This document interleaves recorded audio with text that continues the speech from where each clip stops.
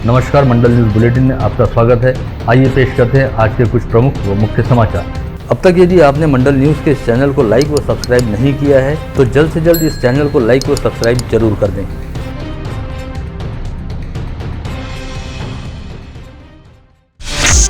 मुख्यमंत्री एकनाथ शिंदे तथा उपमुख्यमंत्री देवेंद्र फडणवीस के नेतृत्व वाली सरकार के मंत्रिमंडल का दूसरा विस्तार जल्द ही होने के संकेत मिल रहे हैं। अनुमान है कि शीत सत्र से पहले ही मंत्रिमंडल के विस्तार का मुहूर्त निकल आएगा, जिसके लिए शिंदे गुट और भारतीय जनता पार्टी के बीच मंत्री पदों के बंटवारे का फार्मूला तय हो चुका है। इस बार के विस्तार में 8 नए मंत्री बनाए जाएंगे, जिसमें शिंदे गुट को 4 और भाजपा को 4 मंत्री मिलेंगे।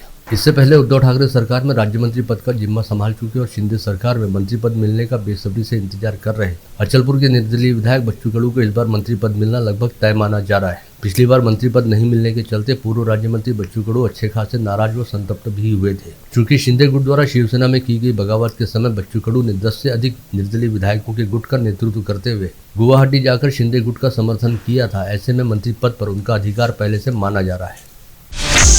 वर्ष 2020 व 2021 के दौरान महाराष्ट्र पुलिस विभाग अंतर्गत कार्यरत विभिन्न शहर व ग्रामीण पुलिस महकमों में रिक्त रहने वाले पदों पर भर्ती करने की प्रक्रिया प्रशिक्षण व विशेष पथक के पुलिस महासंचालक कार्यालय द्वारा शुरू की गई है। इसके तहत सभी पुलिस आयुक्तों, पुलिस अधीक्षकों तथा SRPF के समादेशकों से इन 2 वर्षों के दौरान रिक्त रहने वाले पुलिस सिपाही व चालक पुलिस सिपाही के पदों के समांतर आरक्षण की जानकारी मांगी गई है। अमरावती शहर पुलिस आयुक्तालय में विगत 2 वर्षों से पुलिस सिपाही संवर्ग के 20 व चालक पुलिस सिपाही संवर्ग के 21 पद रिक्त पड़े हैं।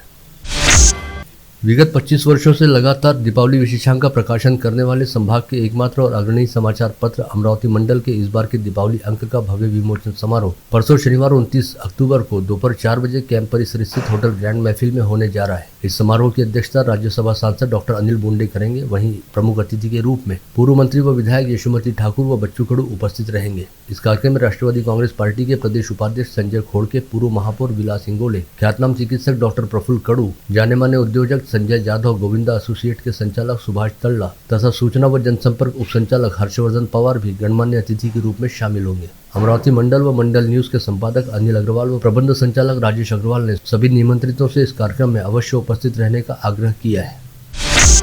इस वर्ष अमरावती मंडल द्वारा प्रकाशित दीपावली विशेषांक 2022 में पठनीय व रोचक सामग्री का समावेश है। करीब 250 पेज के विशेषांक में नगर के धर्म, अध्यात्म, स्वास्थ्य, उद्योग, समाज सेवा, शिक्षा, राजनीति और प्रेरणादायी व्यक्तित्व अंतर्गत विभिन्न मान्यवरों के साक्षात्कार व कामों की जानकारी एवं व्यक्तित्व का परिचय देने का प्रयास किया गया है। इसके अतिरिक्त अमरावती सहित अन्य परिसरों के लेखकों, कवियों की ताजातरीन रचनाओं को भी अंक में स्थान दिया गया है। राष्ट्रीय ख्याति प्राप्त कई कलम नवीस भी इस दीपावली विशेषांक में सहभागी है। अमरावती जिला हॉकी एसोसिएशन की मान्यता के तहत स्थानीय डिप्टी ग्राउंड पर आयोजित सरकार चैंपियन ट्रॉफी व Amravati premier league hockey tournament को अपने नाम करने हेतु इस स्पर्धा में शामिल सभी 6 टीमें जमकर पसीना बहा रही हैं। आज इस स्पर्धा के दूसरे दिन सबसे पहले बाली टाइगर व संडे वॉरियर के बीच कांटे का मुकाबला हुआ, जिसमें दोनों टीमों ने एक दूसरे के खिलाफ एक गोल दागा और यह मैच बराबरी पर छूटा। इसके बाद दोपहर 2 बजे इस टूर्नामेंट में हिस्सा ले रही अमरावती मंडल टीम और शालीमार इंडियन टीम के बीच मुकाबला होना शुरू हुआ, जो अपने आप में बेहद रोमांचक रहा।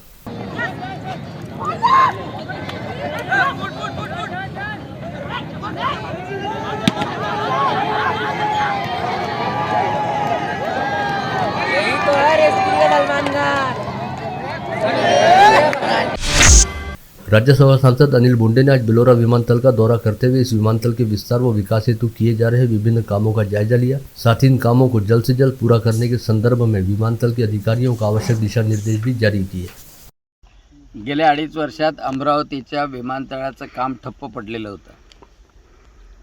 महाराष्ट्र राज्याचे उपमुख्यमंत्री व अमरावती जिल्ह्याचे पालकमंत्री देवेंद्रजी फडणवीस यांनी जिल्हा नियोजनची बैठक घेतल्यानंतर आता 1 तारखेपासनं पुन्हा एअरवेचं काम सुरू होते आणि साधारणतः 15 नोव्हेंबरपर्यंत ते काम पूर्णत्वास येईल। मी गौरवजी इथले इंचार्ज आणि MD MADC दीपकजी कपूर यांच्याशी चर्चा केली। त्याप्रमाणे बिल्डिंगचं टेंडरसुद्धा फ्लोट झालेलं आहे आणि 15 डिसेंबरपर्यंत त्याचंसुद्धा वर्क ऑर्डर सुरू होऊन जाईल। इलेक्ट्रिफिकेशनच्या कामाचे टेंडर प्रोसेस झालेलं आहे, म्हणजे साधारणतः डिसेंबर 2023पर्यंत इथनं त्याच्या अगोदरच इथनं फ्लाईट सुरू होईल अशी अपेक्षा करायला हरकत नाही। राज्यसभा सांसद अनिल बोंडे को राष्ट्रीय रेल उपभोक्ता सलाहकार समिति के संसद सदस्य के तौर पर चुना गया है। इस संदर्भ में संसदीय कामकाज मंत्रालय के अपर सचिव अनिल कुमार द्वारा हाल ही में एक पत्र जारी करते हुए सांसद अनिल बोंडे को NRUCC में संसद सदस्य के तौर पर नामित किए जाने के बारे में सूचित किया गया, जिसके बाद अब सांसद अनिल बोंडे केंद्रीय रेल मंत्रालय व भारतीय रेलवे बोर्ड को रेल सुविधाओं के बारे में अपने महत्वपूर्ण सुझाव एवं दिशा निर्देश दे सकेंगे।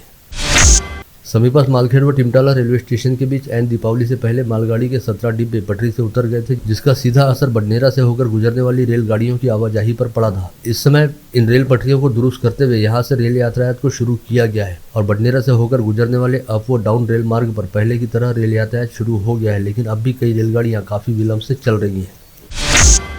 राज्य सरकार ने इस वर्ष दीपावली के पर्व पर सर्वसामान्य राशन कार्ड धारकों को महज 100 रुपए में 1-1 किलो रवा, शक्कर, तेल व चना दाल का समावेश रहने वाली राशन किट उपलब्ध कराने की घोषणा की थी, लेकिन अब तक जिले के आधे से अधिक राशन कार्ड धारकों को इस योजना का लाभ नहीं मिल पाया है, क्योंकि जिला आपूर्ति विभाग के पास अब तक 4 में से केवल 2 वस्तुएं ही उपलब्ध हो पाई हैं। वहीं शेष 2 वस्तुओं को उपलब्ध होने में और भी 3 से 4 दिनों का समय लग सकता है।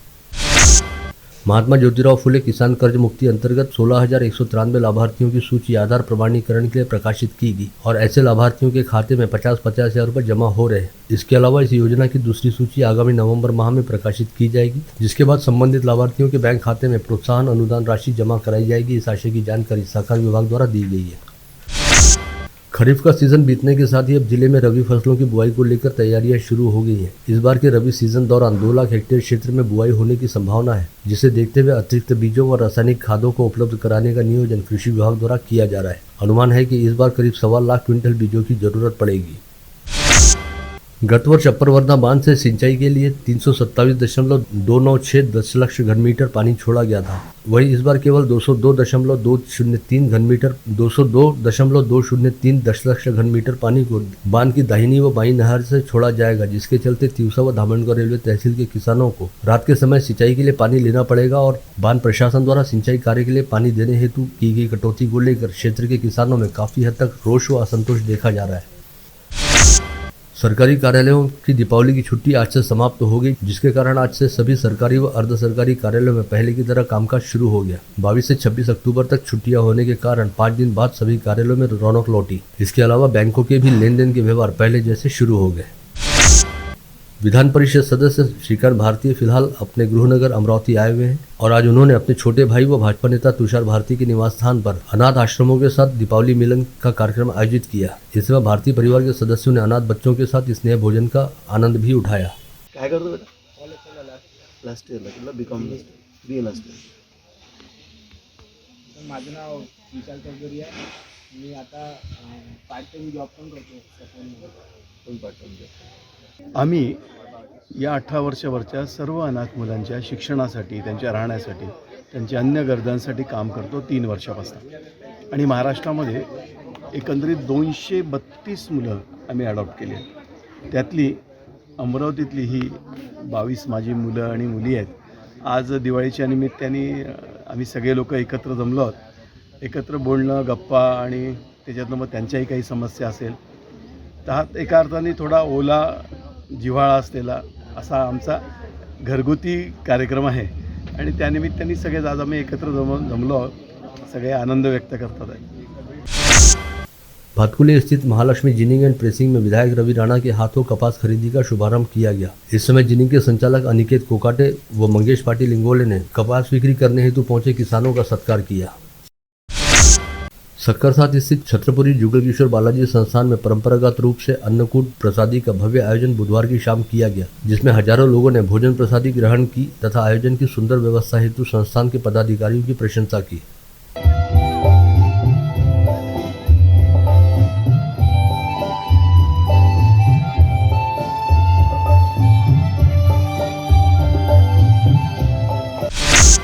संत गाडगे बाबा अमरावती विद्यापीठ से संलग्न शासकीय औषध निर्माण शास्त्र महाविद्यालय के फाइनल ईयर छात्र कुश ठाकरे को संशोधन और स्टार्टअप योजना में प्रदेश में सर्वप्रथम स्थान हासिल हुआ, जिसके चलते हाल ही में राज्यपाल भगत सिंह कोश्यारी के हाथों सम्मान पत्र व 1 लाख रुपए का धनादेश देकर कुश ठाकरे का गौरव किया गया।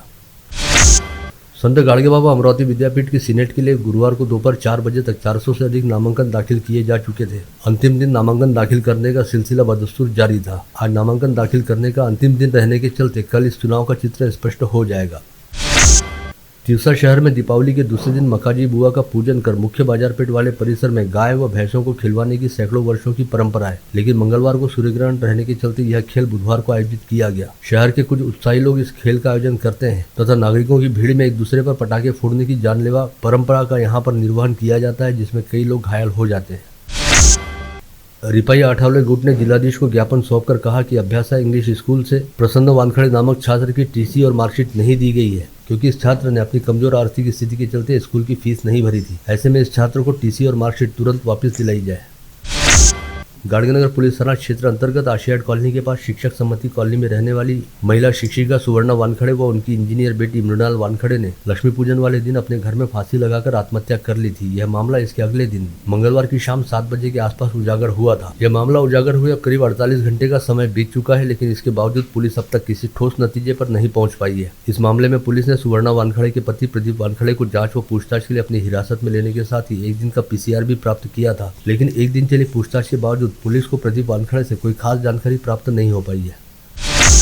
फ्रेजरपुरा पुलिस थाना क्षेत्र के लाइब्रेरी चौक पर कल दोपहर 4 बजे सूरज जायसवाल के पेट पर 3 आरोपियों ने पुराने विवाद को लेकर चाकू से सपासप वार किए। इस हमले में सूरज गंभीर रूप से घायल हो गया, जिस पर जिला अस्पताल में इलाज जारी है।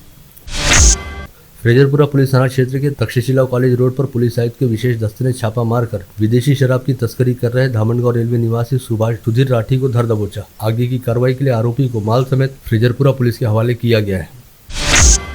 अमरावती जिला ग्रामीण पुलिस के QRT दल में तैनात यवतमाल निवासी प्रणव सलामे की भाईदूज के दिन ही दिल का दौरा पड़ने के कारण मौत हो गई। सिटी कोतवाली पुलिस थाना क्षेत्र के जयस्तंभ चौक स्थित मंगल लक्ष्मी मार्केट में योगेश रत्नानी की मोबाइल दुकान के शटर का ताला तोड़कर अज्ञात चोरों ने करीब 2 लाख रुपए मूल्य के 16 महंगे मोबाइल चुरा लिए। पुलिस ने अपराध दर्ज करते हुए चोर की तलाश करनी शुरू की है। ग्रामीण अपराध शाखा पुलिस के दल ने लूनी पुलिस थाना क्षेत्र में हुई चोरी के मामले में तहकीकात के दौरान मिली गुप्त सूचना के आधार पर 3 कुख्यात चोरों को गिरफ्तार करने में सफलता प्राप्त की है, जिन्होंने लूनी पुलिस थाना क्षेत्र में 2 चोरी करने के मामलों का अपराध कबूल कर लिया है।